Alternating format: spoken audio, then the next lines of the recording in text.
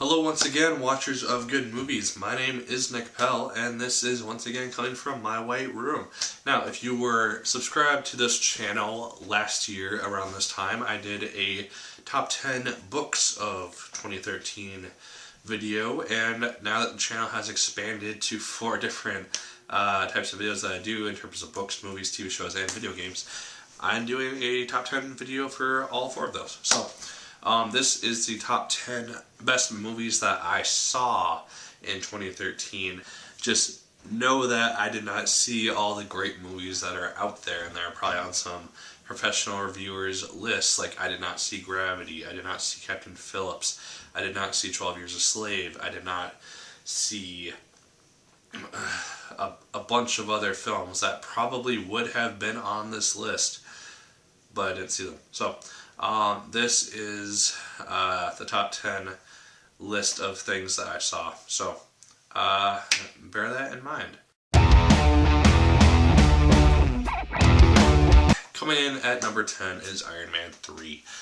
This is the first movie in the Phase 2 of Marvel's Cinematic Universe, and it started the year off with a bang. It came out in May, very early May, and besides the fact that the Mandarin was kind of a fake and kind of stupid, the movie did a very good job, I thought. It was action-packed, it was witty, it kind of took a more in-depth look at Tony Stark as a person, and seeing if he can still be a superhero without the Iron Man suit, and seeing how capable he truly is of things like that. I just thought that it did a good job at the whole thing and set the universe really well.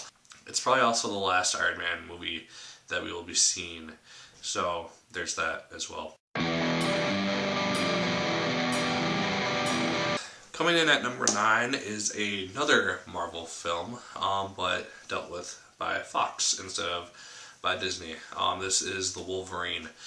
This came out in July sometime, and it was a really... well, it was a darker version of the Wolverine, just like it was with Iron Man 3. We see Logan after the events of the X-Men movies, and he is like this old homeless guy. He still has the claws and can still fight and all that stuff.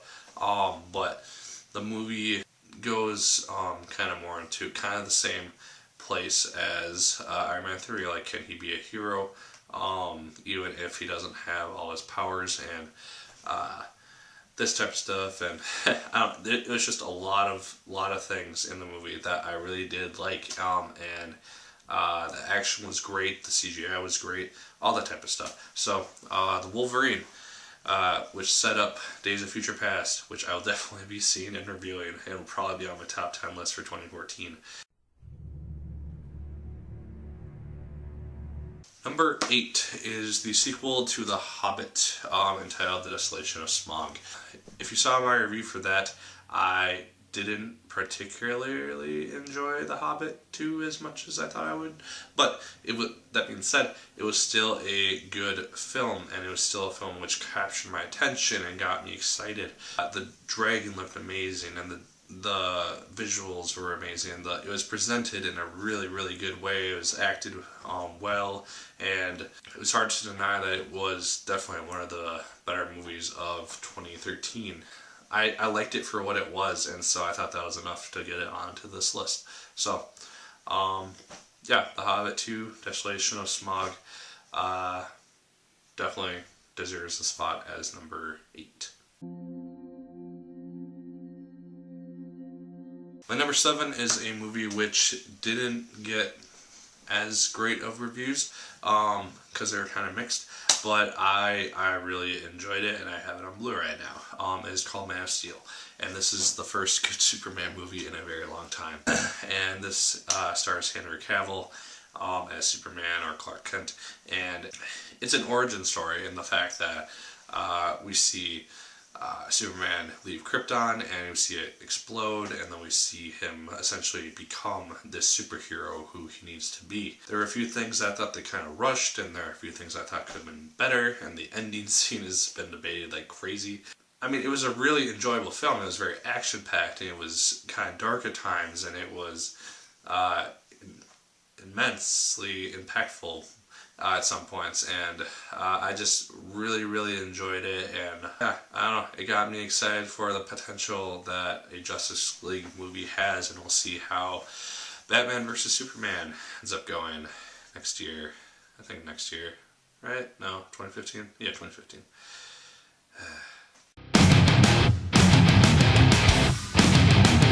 Number 6 is the sequel to Star Trek called Star Trek Into Darkness. This was the second new Star Trek film that they've had, and it definitely destroyed the first one in terms of awe and visual appeal and just all-out awesomeness. Benedict Cumberbatch stars as Khan, and he does a great job as usual. We have all the stars from the first one back once again, and they make up this great cast of characters. The CGI just looks amazing. The story was great and really exciting, and we get to see the Enterprise in kind of a desperate situation a lot of the time. It's just really well done movie, and it was one that I got really excited for, and one that I was really excited about after I left the theater. And so, yeah, Star Trek Into Darkness definitely blew me away for number 6. Now, these next 5 movies are movies which weren't necessarily the most critically acclaimed movies, and some of them will probably win awards, but not all of them by far. But they're movies that I remember walking out of the theater being really excited about and knowing, hey, that was a good movie, and one that I will definitely watch again at some point in the near future, or I'll just get it on Blu-ray. So my number 5 is Despicable Me 2. This is a film that I had just recently watched the first one within a few months of the second one coming out. And so I was kind of fresh on it, and it was just as funny. The Minions are hilarious as usual. It has a very interesting story. It deals with the idea of family and family growing up, and the oldest daughter is starting to like boys now, and he has to deal with that, and just a bunch of different stuff. And I thought it was entertaining, and enough actiony stuff, and a little mature for the adult audience that won't really be obvious to children. And just a really entertaining film, and something that I definitely enjoyed watching. My number 4 is a film which recently came out called Thor: The Dark World. This is the second movie which is in the Marvel Phase 2 universe. It's a sequel to Thor, which was my favorite movie of the first phase. And so far, Thor: The Dark World is taking the number 1 spot here as well. This deals with the events after the Avengers with Thor. He is currently going to be King of Asgard after he brings peace to the 9 realms, and we have this very dark enemy of the past which comes back and threatens the whole world as usual. It was just a really action-packed movie, and something which I really liked, because I get really into the Thor stuff for some reason.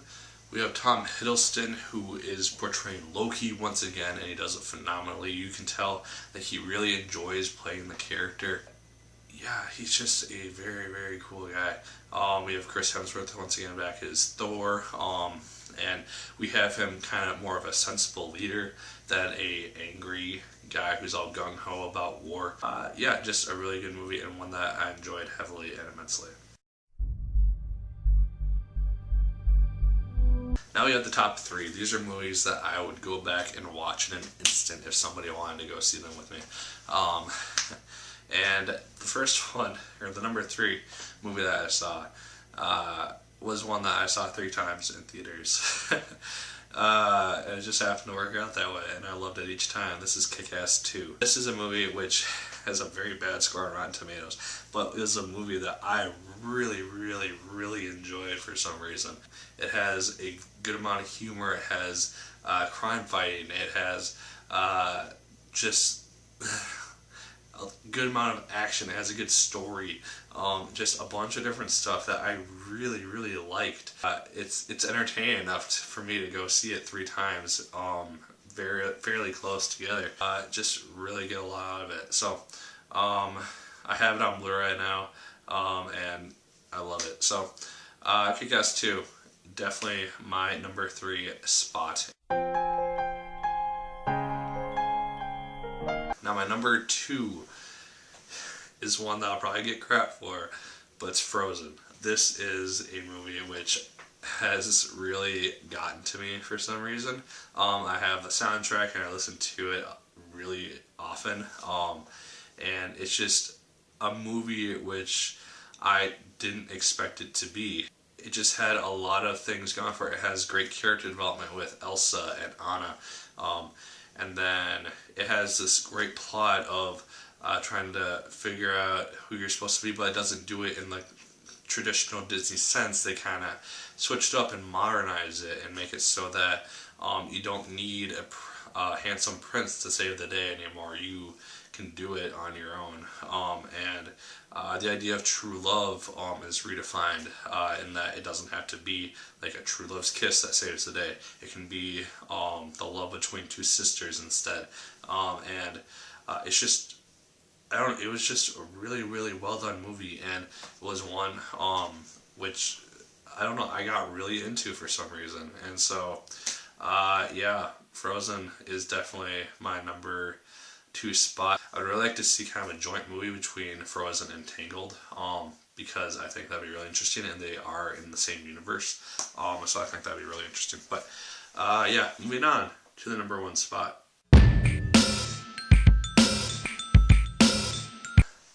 If you know me, you probably could have guessed this easily enough, but my number 1 spot and my number 1 movie of 2013 is The Hunger Games: Catching Fire. This was a movie which I have read the book for, and I really liked the book, and I felt that it stayed true to the book as well as it possibly could have. I think it's the best book adaptation of a film I have seen, and it does it in a really good way. Jennifer Lawrence kills it as Katniss Everdeen once again. She's an Oscar-winning actress now, so you know that she's good.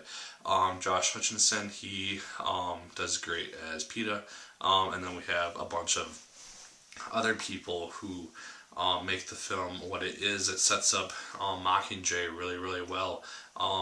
It's just very, it's darker, it's grittier, and we have these two people who are, all these people who are experienced in this whole universe now. They're all victors and they know what they're doing. It's about the rise and fall of an empire,